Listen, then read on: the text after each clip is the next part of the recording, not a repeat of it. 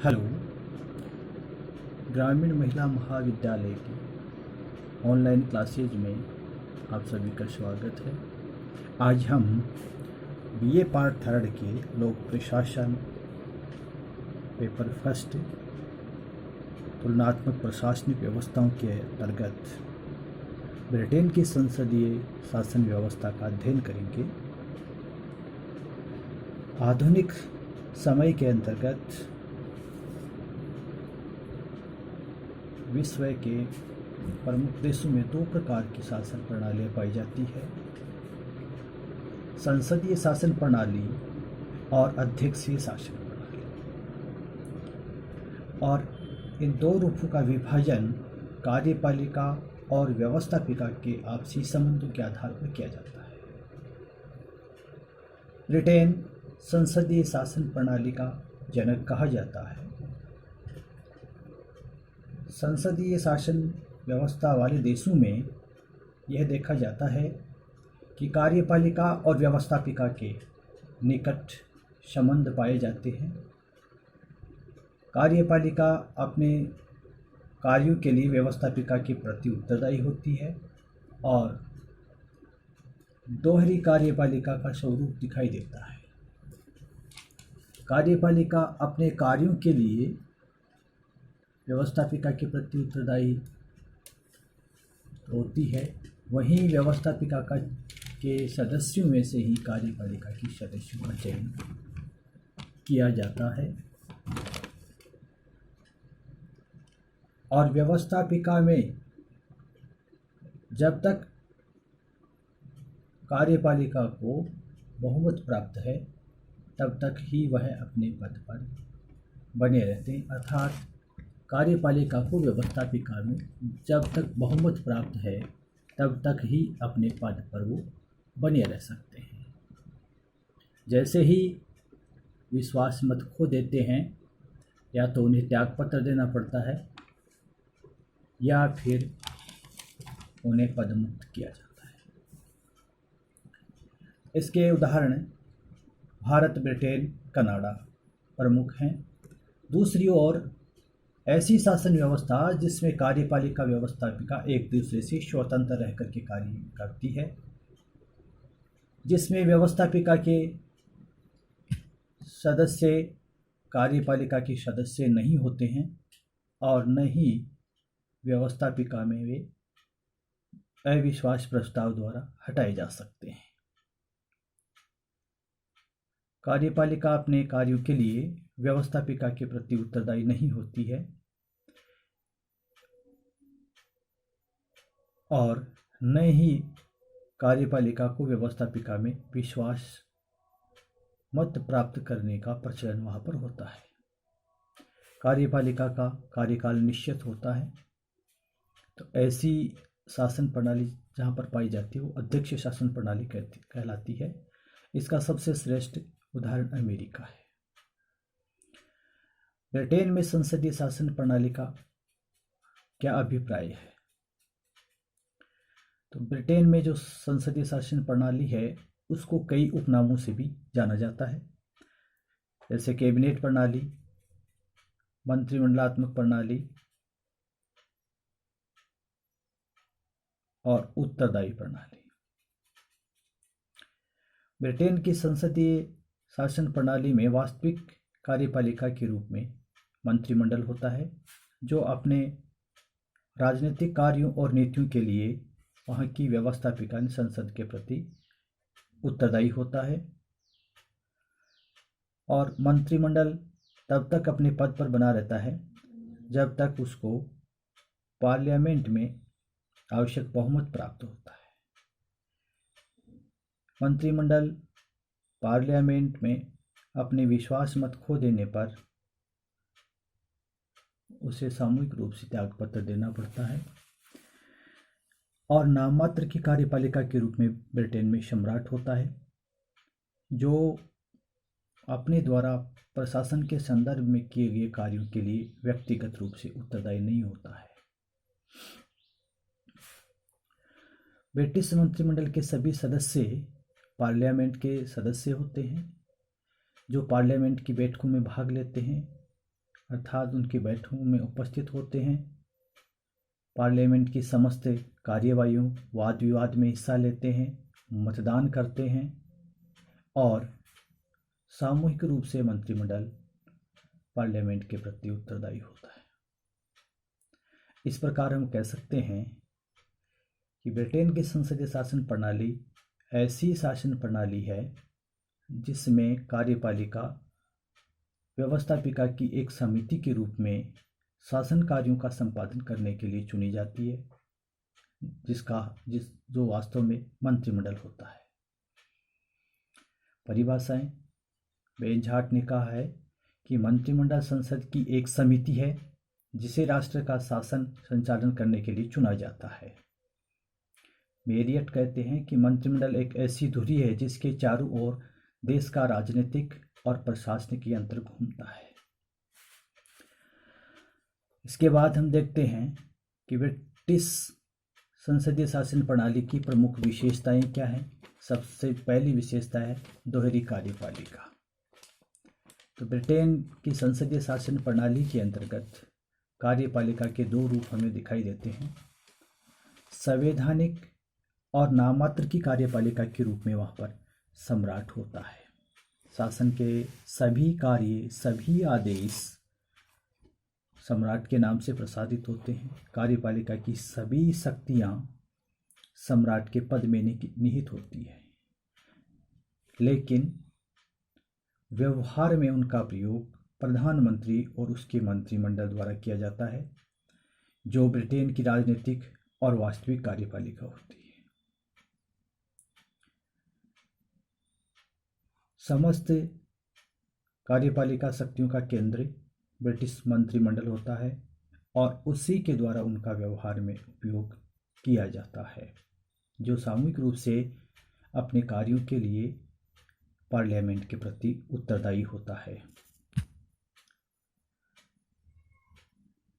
British सम्राट निर्वाचित न होकर के पैतृक या वंशानुगत होता है और वहाँ की वास्तविक कार्यपालिका मंत्रिमंडल और प्रधानमंत्री निर्वाचित और व्यवस्थापिका के सदस्य होते हैं। इस प्रकार से ब्रिटेन की संसदीय शासन प्रणाली में दोहरी कार्यपालिका का स्वरूप दिखाई देता है। दूसरी विशेषता है ब्रिटेन की संसदीय शासन व्यवस्था की कार्यपालिका और व्यवस्थापिका में घनिष्ठ संबंध दिखाई देता है, जहाँ पर पार्लियामेंट यानी व्यवस्थापिका में से ही कार्यपालिका का चयन किया जाता है। मंत्रिमंडल का चुनाव व्यवस्थापिका के सदस्यों में से किया जाता है। अर्थात यूँ कहा जा सकता है कि कॉमन सभा का सदस्य ही वहाँ का मंत्रिमंडल का सदस्य बनता है। यदि वह नियुक्ति के समय कॉमन सभा का सदस्य नहीं है तो 6 माह की अवधि के भीतर व्यक्ति उसका सदस्य बनना आवश्यक होता है, अन्यथा उसे अपने पद से त्यागपत्र देना पड़ता है। प्रधानमंत्री और मंत्रिमंडल सामूहिक रूप से अपने कार्यों के लिए ब्रिटिश पार्लियामेंट के प्रति उत्तरदायी होते हैं और व्यवस्थापिका में अपना विश्वास मत खो देने पर उन्हें अपने पद से त्यागपत्र देना पड़ता है। तो इस प्रकार से हम क्या कह सकते हैं कि व्यवस्थापिका और कार्यपालिका के अंतर्गत घनिष्ठ संबंध होता है। वहीं जो विधेयक कार्यपालिका यानी राजनीतिक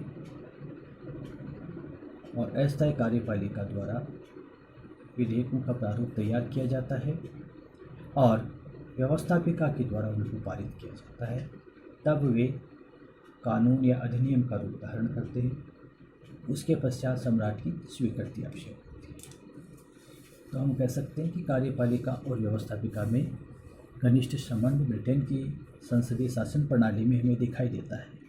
अनिश्चित कार्यकाल ब्रिटिश पार्लियामेंट का निम्न सदन, जिसको हम हाउस ऑफ कॉमन्स के नाम से जानते हैं, जिसके सदस्यों का कार्यकाल 5 वर्ष होता है, लेकिन निरंतर कार्यकाल की अनिश्चितता दिखाई देती है।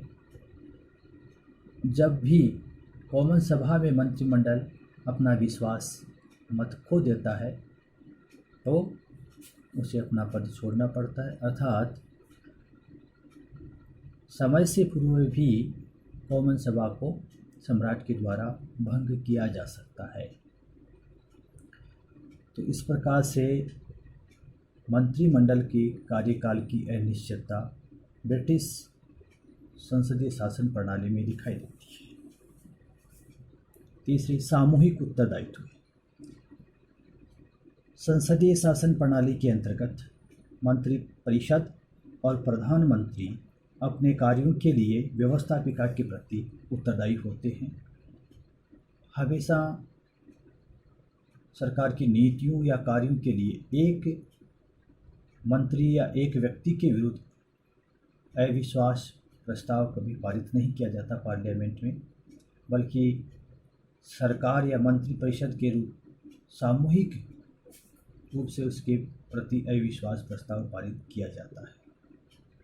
तो इस प्रकार से यह कहा जाता है कि सभी मंत्री एक साथ तैरते हैं और सभी मंत्री एक साथ डूबते हैं। यदि किसी एक विभाग के मंत्री पर कोई आरोप लगाया जाता है तो सरकार पर आरोप लगाया जाना माना जाता है। क्योंकि ब्रिटेन की संसदीय शासन व्यवस्था में मंत्रिपरिषद सामूहिक रूप से पार्लियामेंट के प्रति उत्तरदायी होती है, और पार्लियामेंट में जब ये अविश्वास प्रस्ताव पारित हो जाता है मंत्रिपरिषद के खिलाफ, तो उसे अपने पद से त्यागपत्र देना पड़ता है। इसलिए हम कह सकते हैं कि ब्रिटिश संसदीय शासन प्रणाली के अंतर्गत सामूहिक उत्तरदायित्व की विशेषता दिखाई देती है। प्रधानमंत्री की नियुक्ति सम्राट के द्वारा निम्न सदस्य। ब्रिटिश संसदीय शासन प्रणाली वाले राष्ट्र के अंतर्गत कॉमन सभा में बहुमत दल के नेता को सम्राट के द्वारा प्रधानमंत्री नियुक्त किया जाता है। ऐसी परंपरा वहाँ पर विकसित हो चुकी है। जनता द्वारा निर्वाचित कॉमन सभा के सदस्यों में से जिसे बहुमत प्राप्त दल ने नेता चुना है, उसको सम्राट प्रधानमंत्री नियुक्त करता है। इसके लिए कभी भी सम्राट अपने स्वविवेक का निर्णय नहीं ले सकता है। लेकिन वर्तमान में ऐसी परंपराएं भी विकसित हो चुकी हैं कि देश में प्रधानमंत्री कॉमन सभा के सदस्य को ही बनाया जाता है। व्यवस्थापिका के दूसरे सदन, जो स्थायी सदन है, उच्च सदन जिसे कहा जाता है, हाउस ऑफ लॉर्ड्स, उसके सदस्य को कभी भी प्रधानमंत्री नहीं बनाया जाता है। राजनीतिक सजातीयता।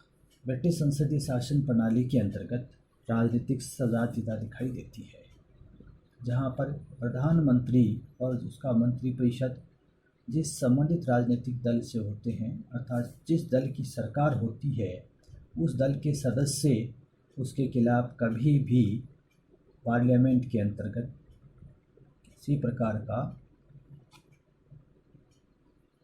प्रश्न नहीं पूछते हैं और न ही उसे संकट में डालने की कोशिश करते हैं। जब कभी भी विपक्ष के द्वारा सत्ता पक्ष पर आरोप लगाए जाते हैं या सत्ता पक्ष को घेरने की कोशिश की जाती है, तो सत्ता पक्ष का सभी सदस्य सरकार को बचाने का प्रयास करते हैं, अर्थात राजनीतिक सजातीयता वहाँ पर दिखाई देती है।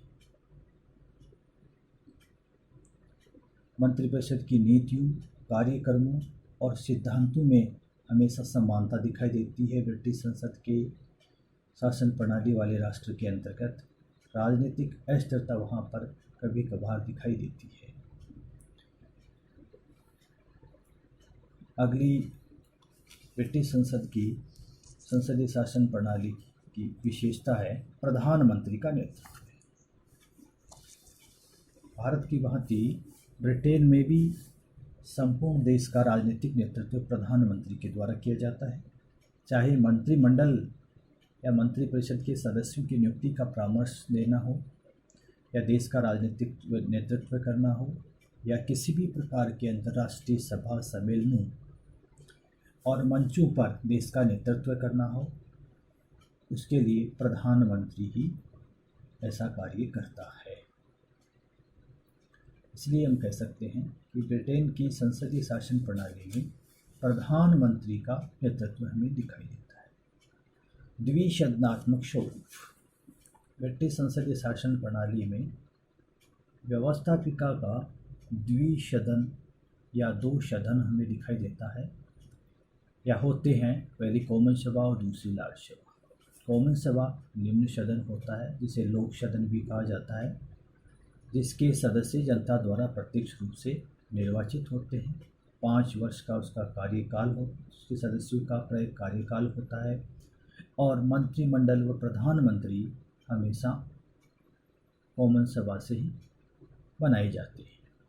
दूसरा उच्च और स्थायी सदन, जिसे हम राज्यसभा कहते हैं, वह कभी भी भंग नहीं किया जा सकता। उसके अधिकांश सदस्य निर्वाचित न होकर के वंशानुगत आधार पर होते हैं। यह कॉमन सभा की अपेक्षा कम शक्तिशाली सदन होता है।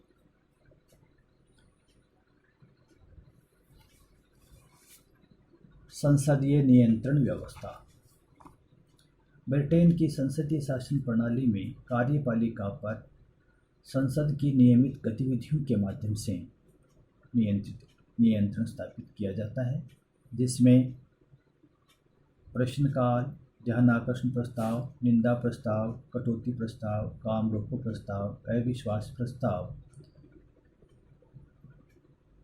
प्रमुख रूप से होते हैं। वहीं दूसरी ओर संसदीय समितियों के द्वारा भी कार्यपालिका या मंत्रिमंडल को नियंत्रित किया जाता है।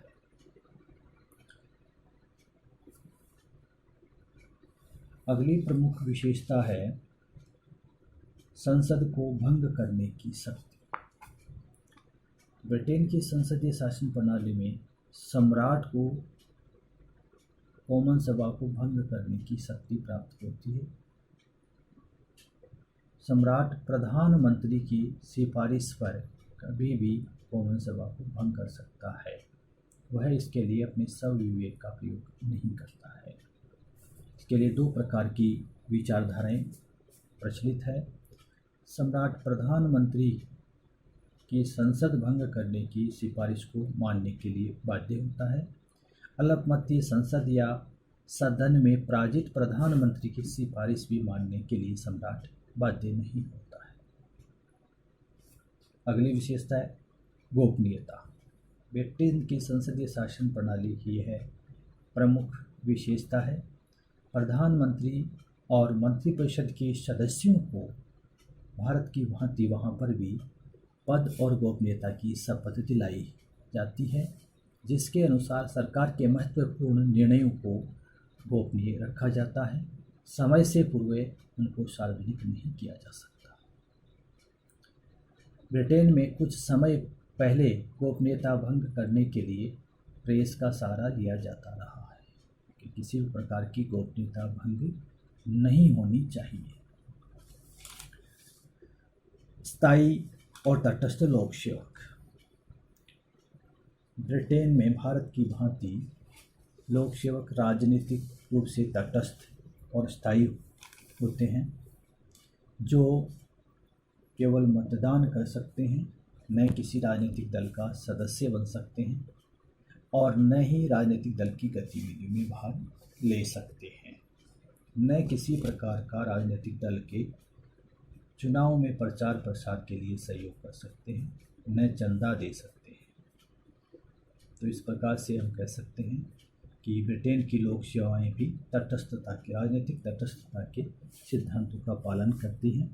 वे हमेशा सरकार की नीतियों व कार्यक्रमों का क्रियान्वयन करने के लिए कार्य करते रहते हैं। तो ये ब्रिटेन की संसदीय शासन प्रणाली की प्रमुख विशेषताएं थीं। इसके बाद है ब्रिटेन की संसदीय शासन प्रणाली के गुण। सबसे पहली, व्यवस्थापिका और कार्यपालिका में घनिष्ठ। जैसा हमने विशेषताओं के अंतर्गत पढ़ा कि व्यवस्थापिका कार्यपालिका के अंतर्गत घनिष्ठ संबंध पाया जाता है। यहाँ तक कि कार्यपालिका का चयन भी व्यवस्थापिका के सदस्यों में से किया जाता है और व्यवस्थापिका के प्रति कार्यपालिका अपने कार्यों के लिए उत्तरदायी होती है। और जब तक विधायिका में कार्यपालिका के सदस्यों को यानी मंत्रिमंडल को आवश्यक बहुमत प्राप्त है तब तक ही वे अपने पद पर बने रह सकते हैं। तो इस प्रकार कार्यपालिका और व्यवस्थापिका में घनिष्ठ संबंध होने के कारण कभी भी शासन के अंतर्गत गतिरोध बनने की संभावना नहीं रहती है। उत्तरदायी सरकार, जैसा ब्रिटिश की संसदीय शासन प्रणाली की प्रमुख विशेषता है तो ये गुण भी है।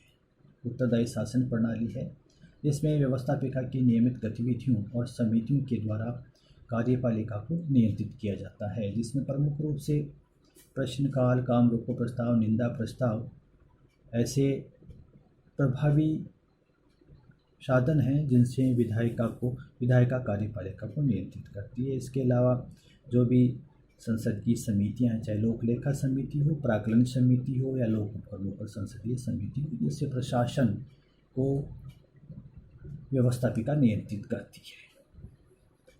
योग्य और अनुभवी लोगों का शासन। ब्रिटिश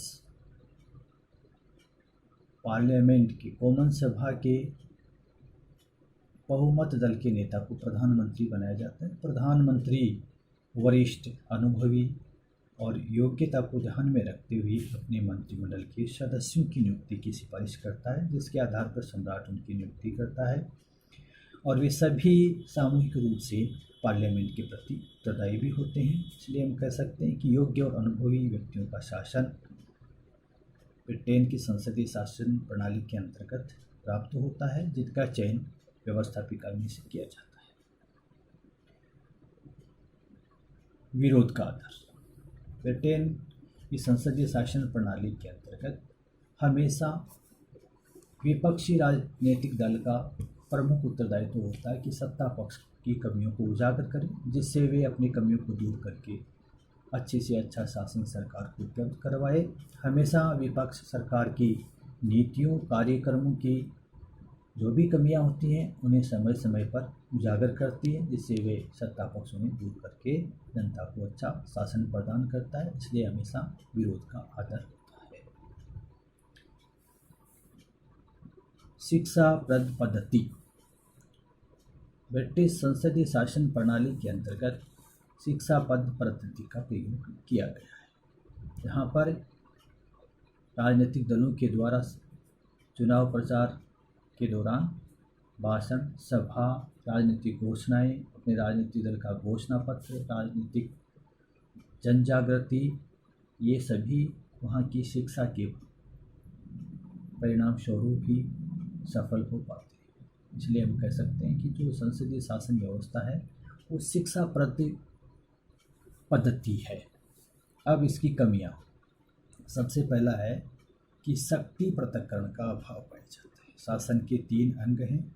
कार्यपालिका और व्यवस्थापिका में घनिष्ठ संबंध पाया जाता है, लेकिन शक्ति पृथक्करण जो मोंटेस्क्यू का सिद्धांत है उसका पालन वहाँ पर नहीं होता है, जिसके कारण शासन का एक अंग दूसरे अंग के कार्यों में हमेशा हस्तक्षेप करता रहता है। दूसरा प्रमुख दोष अनिश्चित कार्यकाल। सरकार का कार्यकाल अनिश्चित होता है, जिसके कारण उसके द्वारा बनाई गई नीतियों और कार्यक्रमों को समय पर क्रियान्वयन करवाना संभव नहीं हो पाता है। जैसे ही सत्ता में परिवर्तन होता है तो पुरानी नीतियां वहीं पर समाप्त हो जाती हैं। कोई भी राजनीतिक दल सत्ता में आता है, अपनी नई नीतियों और कार्यक्रमों का निर्माण करता है। दलीय शासन। जिस राजनीतिक दल को सत्ता प्राप्त है उसके सभी सदस्य कभी भी अपनी दल की कमियों को उजागर नहीं करते हैं, हमेशा अपने राजनीतिक दल की योजनाओं व कार्यक्रमों को बढ़ा चढ़ाकर जनता के सामने प्रस्तुत करते हैं, बल्कि उनकी कमियों को उजागर करके उन्हें दूर करने का प्रयास कम से कम किया जाता है। इसलिए हम कहते हैं कि ये दलीय शासन व्यवस्था इसका प्रमुख बुराई या कमजोरी हमें दिखाई देती है। निर्बल और अस्थिर शासन। जहाँ कार्यपालिका जो वास्तविक और राजनीतिक कार्यपालिका के रूप में प्रधानमंत्री और मंत्रिमंडल होता है, उसका सामान्य कार्यकाल 5 वर्ष होता है, लेकिन वे तब तक ही अपने पद पर बने रहते हैं जब तक उनको पार्लियामेंट में आवश्यक विश्वास मत प्राप्त होता है। विश्वास मत होने के बाद उन्हें अपना पद छोड़ना पड़ता है। इसलिए हमेशा शासन की अस्थिरता बनी रहती है, जिसके कारण स्थायी नीतियाँ और कार्यक्रम वो प्रभावी रूप से क्रियान्वित संभव नहीं है। राष्ट्रहित की अवहेलना और अनदेखी। जो भी मंत्रिमंडल और सत्ताधारी राजनीतिक दल होता है हमेशा अपनी स्वार्थ पूर्ति की अधिक बात करते हैं और शासन में पारदर्शी प्रशासन केवल सैद्धांतिक रूप से दिखाई देता है कि उत्तरदायी प्रशासन है, पारदर्शी जवाबदेही प्रशासन है, लेकिन राष्ट्रहित को ध्यान में रख करके हमेशा कार्य नहीं किया जाता है। नौकरशाही का शक्तिशाली होना, राजनीतिक परिपक्वता पूर्णतः दिखाई नहीं देती है और अधिकारियों और राजनीतिज्ञों में हमेशा मतभेद बने रहते हैं।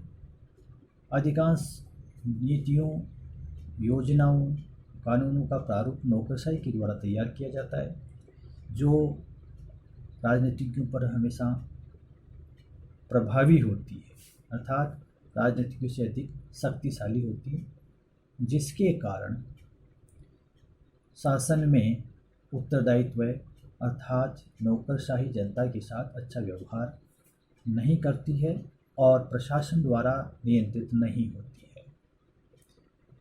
तो ये आज का हमारा अध्याय था संसदीय शासन प्रणाली ब्रिटेन की। धन्यवाद।